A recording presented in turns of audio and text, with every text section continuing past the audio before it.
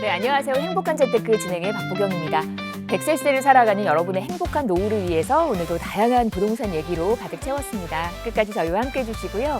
평소에 부동산 관련해서 궁금한 내용이 있으셨다면 아래 번호로 전화 주십시오. 저희 1544-8520 생방송 중에 무료로 활짝 열어놨거든요. 많은 분들의 참여 기다리고 있겠습니다.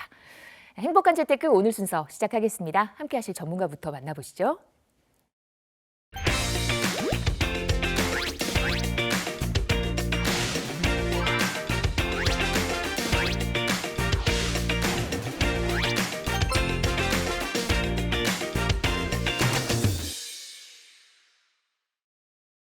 네, 저희 오늘은요 이동주 전문가와 이 시간 함께하겠습니다.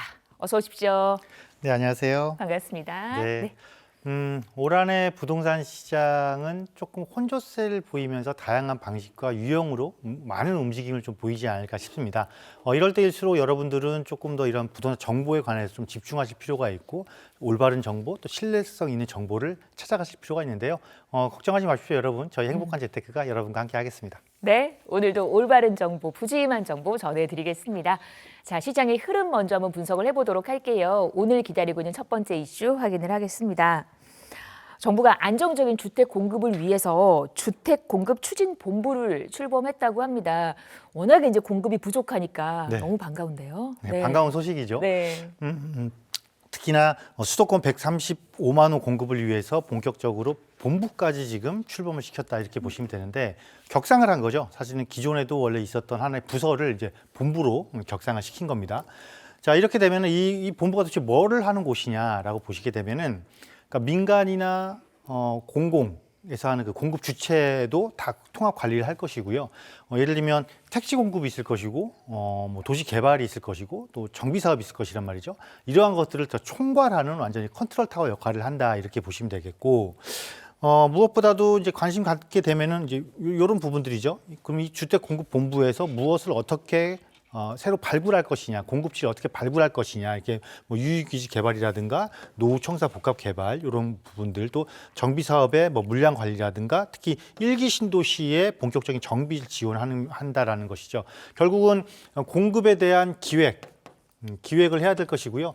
기획만 있으면 아무런 의미가 없죠. 어떻게 실행할 것인지에 대한 부분, 또 실행을 했으면 결국은 관리까지 해야 되니까 이거를 총괄하겠다 이렇게 보시면 되겠고, 결국 이렇게 전체적으로 봤을 때는 하나의 이제 공공 본부가 생긴 거죠. 공공에서 공급을 하는 본부가 하나 생겨서 이 본부가 결국 공공에서 공급하는 양이니까 공공과의 협업을 하고 있다. 즉 한 기관이 기존에 좀 따로따로 움직이다 보니까 서로 간에 이해관계가 좀 상충되는 부분도 존재를 했었는데 이제 이것을 하나의 바구니에 딱 담음으로써 하나의 틀로서 본격적으로 움직임을 시작하고 있다 이렇게 보시면 됩니다.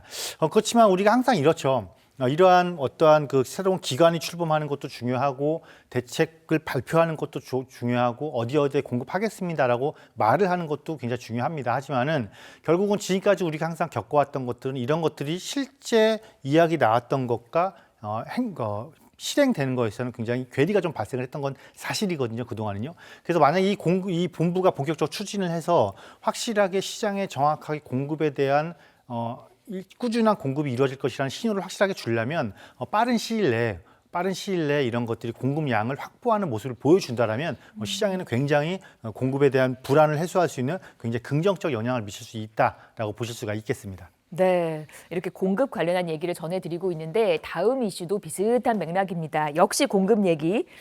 집값뿐만 아니라 이제 분양가도 오르면서 내 집 마련하시려는 분들의 고민이 큽니다. 그런데 올해 2만 9천 가구에 달하는 공공 분양 주택이 공급이 된다고요. 네, 상당히 많은 물량이죠. 수도권 기준으로 보게 되면 지난 한 5년 평균 공급 물량이 한 2배 정도 되는 공공 분양 물량이니까 실수요자들은 상당히 많이 관심을 좀 가져볼 만하다 이렇게 보시면 되겠습니다. 특히나 이 공공 분양의 최대 장점은 우리가 시세 대비 가격이 저렴하다라는 거잖아요. 분양가가 저렴하다라는 거.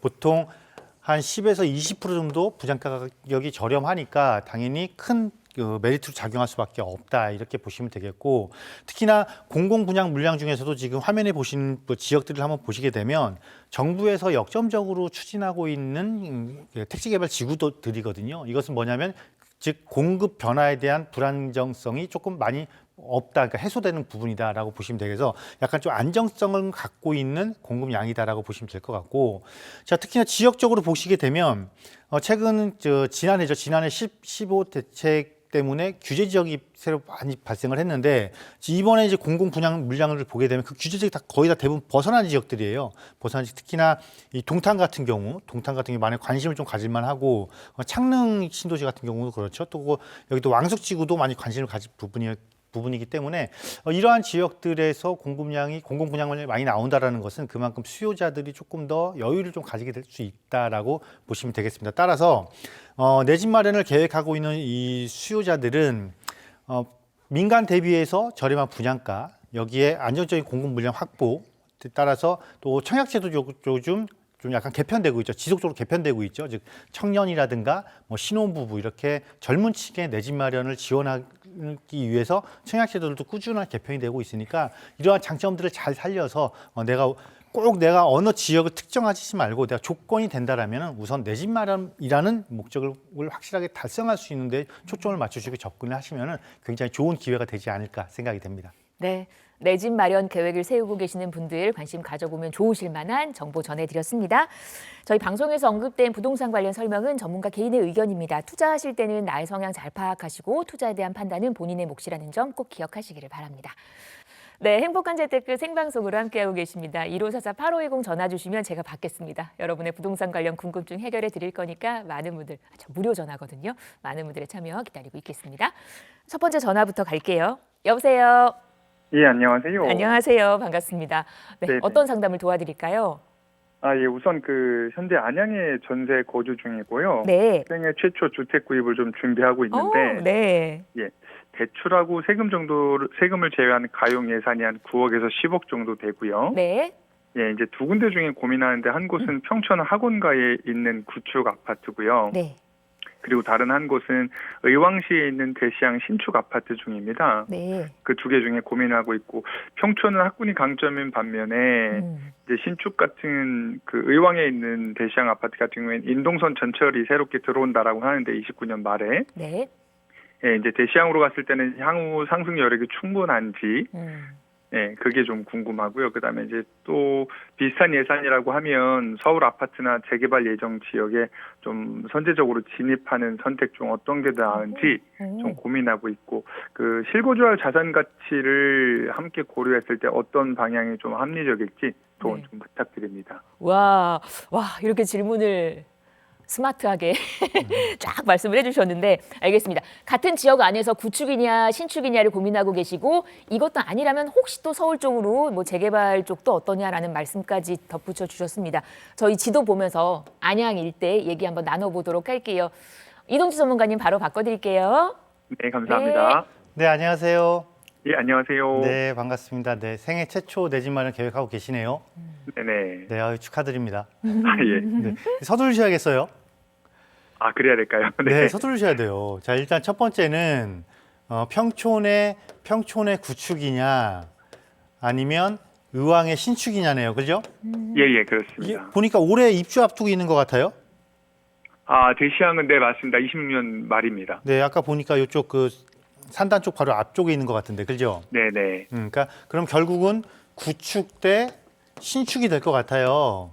예. 네, 그래서 이렇게 보게 되면 조금 이게 생애 최초 내 집 마련이잖아요.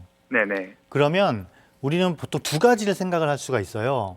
내가 생애 최초로 내 집 마련을 하면서 이걸 결국 단기적으로 보고 한 번 정도의 이전을 할 것이냐 아니면 조금 중장기적으로 볼 것이냐는 고민을 하셔야 되거든요. 네, 예. 그런데 이게 생애 최초 주택 구입을 하게 되면요. 생각보다 단기보다는 중장기 거주될 확률이 굉장히 높아요. 네. 그래서 많은 분들이 고민을 하시는 거거든요. 예. 그렇다 보니까 중장기적으로 내가 거주할 수밖에 없다라는 생각을 하게 되니까 가장 먼저 우선적으로 신축들을 많이 선호하세요. 네. 신축들을. 그런데 저는 이걸 이렇게 봐요. 내 집을 어느 곳에다 깃발을 꽂느냐에 따라서 내가 나중에 향후 움직일 수 있는 범위가 굉장히 달라지거든요. 예. 예를 들면 이거예요. 자, 지금 당장 올해 입주 앞두고 있고 인동선 호재에 있는 여기 의왕에 입주를 한다고 가정을 해보자고요.